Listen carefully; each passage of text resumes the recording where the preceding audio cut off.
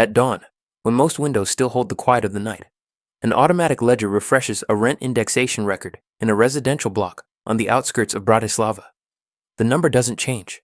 The bank withdraws it as predictably as the thousands of identical payments moving through the same regional corridor in that moment.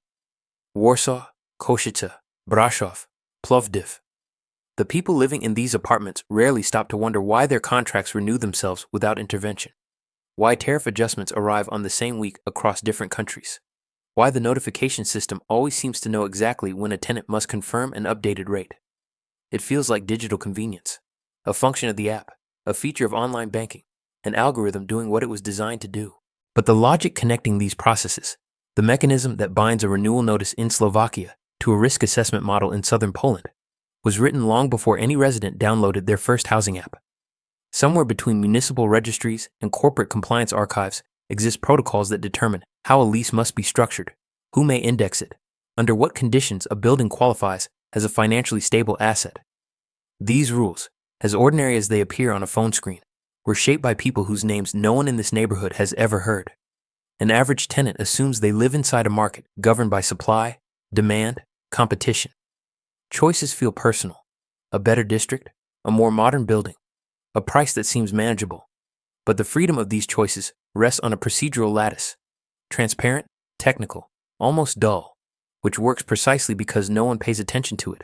Even when someone decides to move, believing they are selecting from a wide range of options, they are choosing between variations already aligned to a single set of templates, uniform yield expectations, standardized reporting structures, identical risk classification models. These aren't simply legal norms or the preferences of large developers. They form a quiet grid of compatibility into which housing is slotted as naturally as a tariff into a payment schedule or a renew button into a mobile app. This grid defines what counts as an affordable price, which buildings qualify as viable assets, which districts are labeled emerging. Tenants don't feel its presence because it is woven into habit. Yet the moment they believe their choice is free, a formula somewhere upstream is already shaping the limits of that freedom. And it becomes clear. Everyday stability always relies on something designed to remain unseen. We tend to believe that power is where we can see it. In the speeches of ministers, in the signatures of mayors, in the skylines marked by the logos of development companies. Elections alter councils, investors reshape neighborhoods, new laws adjust zoning categories, all of it vivid, discussable, visible. These are the images that shape our understanding of how cities are governed. They reassure us that influence has a face, that decisions originate with individuals whose authority can be traced, debated, replaced. But this visible layer, as active as it appears, manages only what reaches the surface. It responds to demands, allocates budgets, approves projects. It operates on timelines that are political, seasonal, or reactive. And because of that, it is less a source of control than a stage on which control performs itself. Behind this familiar theater lie the mechanisms that don't appear on political posters or in corporate reporting. Not dramatic acquisitions, but underwriting agreements. Not charismatic leadership, but compliance thresholds. Not public announcements, but the quiet rigidity of what can and cannot be approved because the paperwork beneath it says so. A city council may pass a housing bill, but the bill must conform to pre-existing valuation models. A developer might acquire a plot of land, but the financing depends on cross-border rating schemas written years earlier.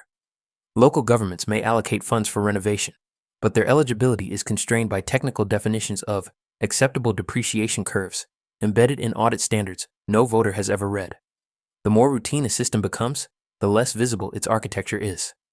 Eastern European housing markets today look like zones of competition, rising prices, new construction, shifting demographics.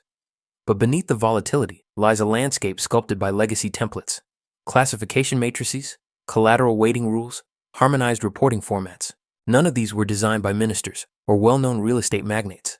They originate in procedural infrastructures that outlast individual careers and political cycles. A mayor governs rental policy only within the walls defined by those infrastructures.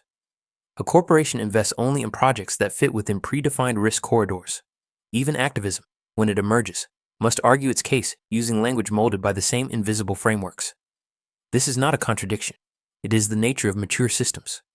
The hand we see shapes the gestures. The hand we do not see shapes the limits of motion. And so the public imagines that housing markets shift because leaders decide, because capital flows, because demand rises. But underneath, In the part of the system with no speeches, no campaigns, no headlines, other forces determine what is possible before anyone decides anything at all. The origins of the Caliste network do not begin with real estate, nor with capital, nor with any ambition to shape regional housing. Their entry point was smaller, quieter, almost clerical. A technical office established in the early 1970s along the Hungarian-Austrian border, specializing in post-industrial land use reconciliation. At the time, the office had a simple mandate: to verify that properties transitioning from state-owned manufacturing lines into mixed civilian use met baseline documentation requirements. It wasn't about value, it was about compatibility, whether a parcel could be recategorized without disrupting adjacent municipal records, whether factory housing blocks could be reclassified without triggering compensation claims, whether archival blueprints survived the bureaucratic shift. The work was tedious, procedural, thankless, but it placed the Caliste family in a space almost nobody else occupied: the narrow gap between physical property and administrative acknowledgement of that property. They didn't buy buildings, they didn't negotiate leases, they learned how categories behaved. A parcel classified one way required a certain form of risk notation. Classified another way, it became eligible for cross-border redevelopment funding. A residential block with a particular maintenance profile could bypass costly audits if its depreciation curve matched a legacy standard left over from pre-transition planning. The family's first insight was simple. In a system where ownership changed rapidly, the only stable element was the paperwork guiding those transitions. And in the bureaucratic churn of late socialist and early post-socialist Eastern Europe, paperwork was the one resource everyone needed, but few understood in its full structural depth. Their second insight became a rule. The only rule they never broke: never attach the family name to the surface of control. No public-facing companies, no branding, no participation in development projects. They positioned themselves instead as technical custodians, offering reconciliation templates, transition risk matrices, and audit preparation guidelines. Dry documents with narrow purposes. But as successive governments restructured land registries, privatized housing stock, and rewrote municipal statutes, these templates were reused, adapted, absorbed. Not because they were imposed, but because they worked. A small Caliste advisory office in Győr quietly assisted with classification harmonization after the dissolution of several state cooperatives. A seemingly unrelated consulting unit in Timișoara helped municipalities convert old worker dormitories into transitional housing stock. A partner firm in eastern Slovakia specialized in archival validation for properties lacking clear pre-1990 documentation. None of these entities appeared connected. None carried the Caliste name, but all operated on aligned principles: reduce friction, preserve continuity, and ensure that any reclassification event, from factory land to commercial zoning, from communal flats to private ownership, fit into the same predictable spectrum. By the late 90s, this dispersed network occupied a narrow but powerful position. They didn't influence what was built or who owned it. They influenced how the territory beneath it was formally recognized. And recognition, the technical act of defining what a building is, had become the quiet foundation on which every investment, every valuation, every risk assessment, and every housing decision would rest for decades to come. Through the early 2000s, the Caliste presence expanded, not by acquisition, but by sedimentation. Each municipal reform, each cross-border funding initiative, each update to housing finance eligibility generated demand for something few institutions had the capacity to maintain: continuity. Buildings changed owners, registries migrated to digital formats, valuation models modernized, yet the underlying requirement remained the same: a chain of documentation stable enough for lenders, insurers, and regulators to trust. The Caliste entities, dispersed across advisory units, research partnerships, and compliance offices, became the quiet custodians of this continuity, not by seeking influence, but by providing the templates that anchored it. When municipalities lacked standardized depreciation curves, Caliste-linked consultants supplied harmonized matrices. When regional banks demanded uniform documentation for collateral risk tiers, an academic consortium, funded indirectly through a Caliste trust, offered a methodology that quickly became the default. When cross-national housing programs required interoperability between outdated registries and newer cadastral systems, a middleware protocol developed by a firm with no recognizable link to the family solved the problem without ceremony. Each contribution was small, technical, and forgettable. But once integrated, these pieces were rarely removed. The accumulation was procedural.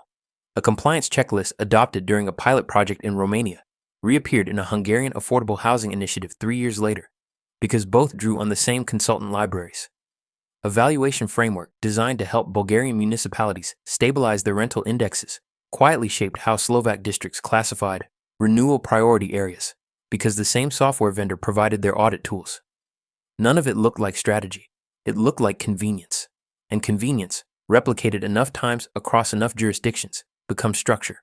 Developers, facing pressure from banks, used reporting formats embedded with Caliste origin logic.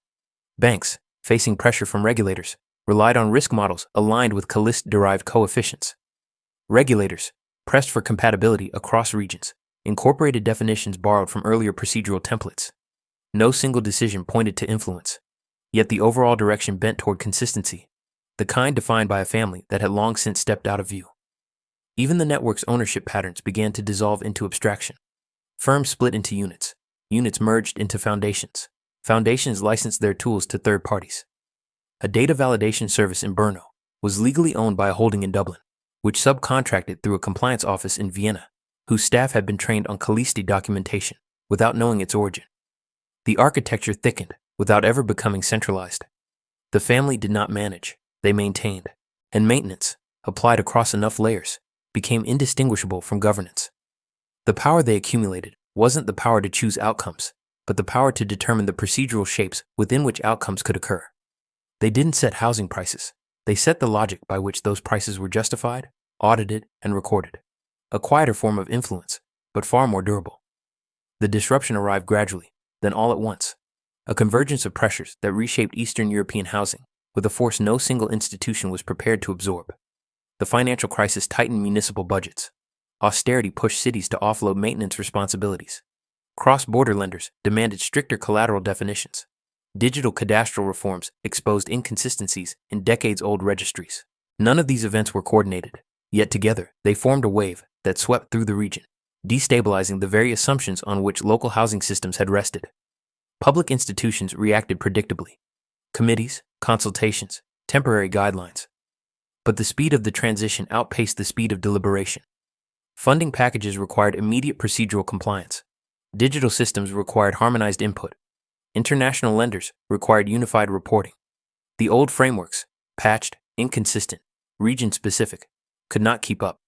And in that vacuum, the Caliste architecture proved simply more aligned with the new incentives than anything built to replace it. No one reached out to the family. No one needed to. Their templates were already in circulation, familiar to consultants, embedded in older audits, reflected in legacy documentation that digital reform teams found easiest to preserve. When cities digitized registries, they kept the categories that matched existing cross-border norms, many of which trace back to early Caliste matrices. When lenders introduced fast-track housing assessments to meet rising demand, they adopted risk score methodologies compatible with long-standing regional depreciation models, themselves derived from Caliste-influenced guidelines used in the 90s. When EU-funded modernization programs required uniform definitions of housing vulnerability, implementation teams relied on an advisory document drafted years earlier by a research group whose back-end schema followed a structure designed by an unremarkable consultancy that had once been part of the dispersed Caliste sphere. The adaptations looked rational, even inevitable. Municipalities under pressure took what was ready-made. Developers deferred to what banks recognized. Banks deferred to what regulators certified. Regulators deferred to what international bodies considered coherent. And coherence, by then, bore unmistakable traces of the Caliste logic. Not by design, but because in a moment of systemic strain, fragmented institutions subconsciously gravitated toward the only framework consistently present across jurisdictions. The crisis did not elevate the Caliste network, it validated it. Their architecture absorbed volatility, not through strategy or ambition, but through procedural gravity. They didn't capitalize on the disorder. The disorder aligned itself with them. No declarations followed. No entity expanded its mandate. Instead, a quiet solidification took place. Definitions standardized. Valuation curves synchronized. Interoperability guidelines cross-referenced themselves into permanence. A patchwork of local norms that had once resisted harmonization now collapsed into a single procedural ecosystem, not because anyone chose it, but because it worked under pressure. The Caliste network did not triumph. It simply endured. And endurance, in a system shaped by urgency, became indistinguishable from authority. By the mid-2000s, whatever remained of the family as an identifiable presence had already faded into the background. The entities that once carried fragments of their influence no longer resembled companies founded by people. They resembled modules inside a distributed mechanism. A compliance bureau in Bucharest became part of a regional housing risk consortium, headquartered nominally in Copenhagen.